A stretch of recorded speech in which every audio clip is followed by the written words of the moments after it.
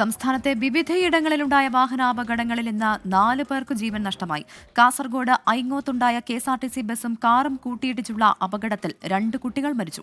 കോഴിക്കോട് സ്കൂട്ടറുകൾ കൂട്ടിയിടിച്ച 64-കാരനും ആലത്തൂരിൽ ബസിന്റെ ഡോറിൽ നിന്ന് തെറിച്ചു വീണ് വയോധികയ്ക്കും ജീവൻ നഷ്ടമായി. കാസർഗോഡ് ഐങ്ങോത്തിൽ KSRTC ബസും കാറും കൂട്ടിയിടിച്ചാണ് നീലേശ്വരം കണിച്ചിറ സ്വദേശികളായ 2 കുട്ടികൾക്ക് ജീവൻ നഷ്ടമായത്. 12 വയസ്സുകാരി ലഹബ് സൈനബ, 5 വയസ്സുകാരൻ സൈൻ റഹ്മാൻ എന്നിവരാണ് മരിച്ചത്. കാറിലുണ്ടായിരുന്ന മറ്റ് 3 പേരുടെ പരുക്ക് ഗുരുതരമാണ്. ആലത്തൂർ കാടാമ്പുഴ റൂട്ടിലോടുന്ന മർവ എന്ന ബസിന്റെ ഡോറിലൂടെ തെറിച്ചു വീണാണ് 65-കാരിക്ക് ജീവൻ നഷ്ടമായത്. ഇന്ദിരാദേവിയാണ് മരിച്ചത്. അമിത വേഗത്തിൽ വളവ് വീശിയൊടിക്കുന്നതിനിടെയാണ് അപകടമുണ്ടായത്. സംഭവത്തിന് പിന്നാലെ കണ്ടക്ടറും ഡ്രൈവറും ബസിൽ നിന്ന് ഇറങ്ങിയോടി. കോഴിക്കോട് തൊണ്ടയാട് സ്കൂട്ടറുകൾ തമ്മിൽ കൂട്ടിയിടിച്ചാണ് 64-കാരന് ജീവൻ നഷ്ടമായത്. CP ബാലകൃഷ്ണനാണ് മരിച്ചത്.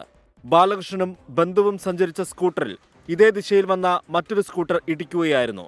കോട്ടയം വൈക്കം കച്ചേരിക്കവലയിൽ കാറും ഓട്ടോറിക്ഷയും കൂട്ടിയിടിച്ച് ഓട്ടോറിക്ഷ ഡ്രൈവർക്ക് പരുക്കേറ്റു. ഓട്ടോറിക്ഷയിൽ തട്ടിയ കാർ നിർത്താതെ പോകുന്നത് CCTV ദൃശ്യങ്ങളിലുണ്ട്.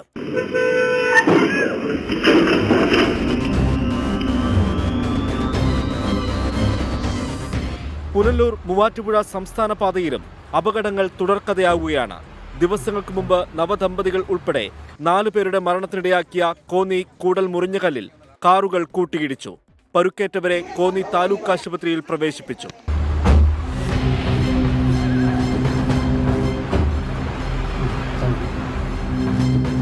ഇതേ പാതയിൽ ഈട്ടിമുട്ടിപ്പടിയിൽ ശബരിമല തീർത്ഥാടകർ സഞ്ചരിച്ച ബസും കാറും കൂട്ടിയിടിച്ചു.